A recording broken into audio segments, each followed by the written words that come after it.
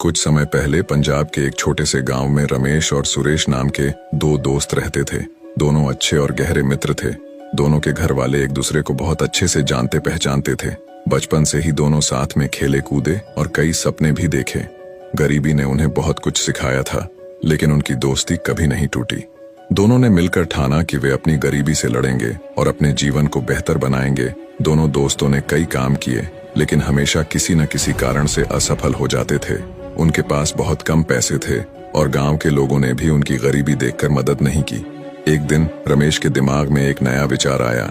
उसने सुरेश से कहा, क्यों ना हम एक छोटा व्यापार शुरू करें। हमें शुरुआत में थोड़ी कठिनाई होगी, लेकिन अगर हम ईमानदारी और मेहनत से काम करेंगे तो सफल जरूर होंगे। रमेश ने सुरेश की बात से सहमति जताई और दोनों ने मिलकर छोटे स्तर पर व्यापार शुरू करने का निश्चय किया। उनके पास निवेश करने के लिए बहुत कम पूंजी थी, लेकिन दोनों ने अपनी थोड़ी बहुत बचत इकट्ठा की और छोटे व्यापार की शुरुआत की। उनका व्यवसाय अनाज बेचने का था। गांव में अनाज की मांग हमेशा रहती थी, इसलिए वे अपने व्यापार में लग गए। शुरुआत में उन्हें कई कठिनाइयों का सामना करना पड़ा। न तो उनके पास बड़ा नाम था और न ही ग्राहक, लेकिन धीरे धीरे लोग उनके ईमानदारी और मेहनत से प्रभावित होने लगे। उनका व्यापार धीरे धीरे बढ़ने लगा। रमेश और सुरेश ने जो भी पैसा कमाया उसे व्यापार में ही पुनर्निवेश किया।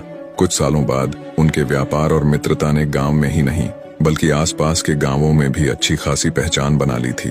अब उनका व्यापार इतना सफल हो गया था कि उन्होंने सोचा, क्यों न इसे और बढ़ाया जाए और शहर में भी इसे फैलाया जाए।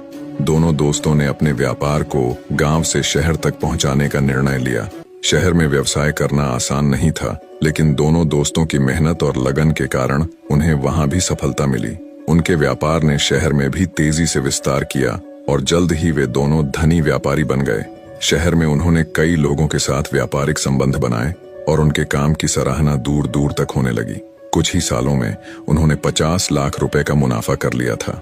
उनके व्यापार ने इतनी ऊंचाई छू ली कि वे अब अपने परिवार के पास लौटकर आराम की जिंदगी जी सकते थे। इसीलिए रमेश ने सुरेश से कहा, क्यों ना अब गांव लौटकर परिवार को समय दिया जाए, किंतु वह उससे सहमत नहीं था। उसके मन में लालच के बीज उग चुके थे। फिर भी रमेश ने उससे गांव वापस चलने के लिए मना लिया। गांव लौटते समय सुरेश के मन में एक लालच का विचार आया। उसने सोचा कि अगर रमेश को रास्ते में ही मार दिया जाए तो सारा धन उसका हो सकता है।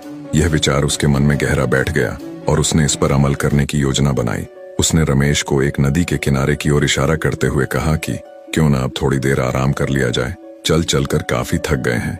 जब नदी के किनारे पे वे दोनों विश्राम कर रहे थे, सुरेश ने रमेश से फिर कहा, थोड़ा नदी के पास चल, मैं तुझे एक खास जगह दिखाना चाहता हूँ। रमेश बिना कुछ सोचे उसके साथ चला गया।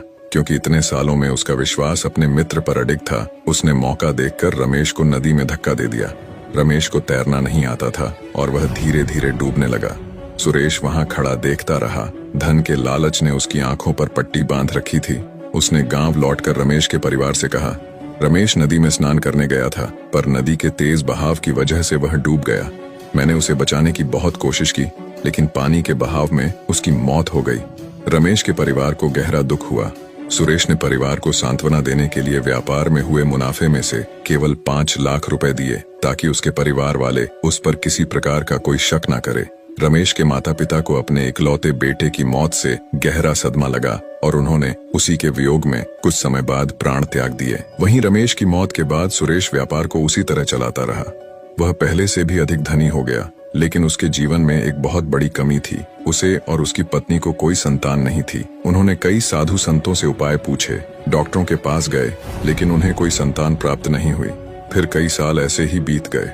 आखिरकार एक दिन उनकी प्रार्थनाएं रंग लाई और उसके घर में एक पुत्र का जन्म हुआ। यह उनके जीवन का सबसे बड़ी खुशी का दिन था।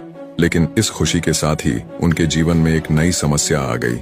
उनका बेटा बचपन से ही एक दुर्लभ बीमारी से ग्रसित था, जिसके कारण वह चल फिर नहीं सकता था। उन्होंने देश विदेश के कई डॉक्टरों को दिखाया, बाबा संतों को दिखाया, लेकिन कोई भी उसे ठीक नहीं कर पाया। सुरेश और उसकी पत्नी अपने बेटे की हालत देखकर बहुत दुखी रहते थे।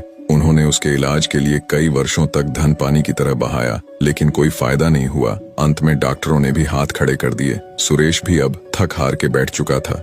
एक दिन सुरेश अपने बेटे के साथ बैठा था। वह बहुत दुखी था और अपने बेटे की हालत पर आंसू बहाकर भगवान को कोस रहा था।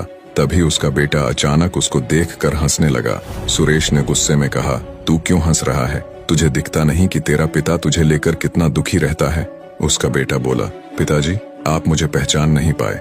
मैं वही हूँ जिसे तुमने नदी में डुबाकर मारा था। मैं इस जन्म में तुम्हारा बेटा बनकर आया हूँ। मैंने अपने हिस्से का 20 लाख रुपया अपने ऊपर लगवा लिया है, और जो कष्ट तुमने मेरे माता पिता को दिए थे उतने ही कष्ट तुम भी भोग चुके हो। अब मेरे हिस्से के 25,000 रुपए बचे हैं। कृपया करके इन्हें मेरे संस्कार में खर्च कर देना। सुरेश का चेहरा सफेद पड़ गया।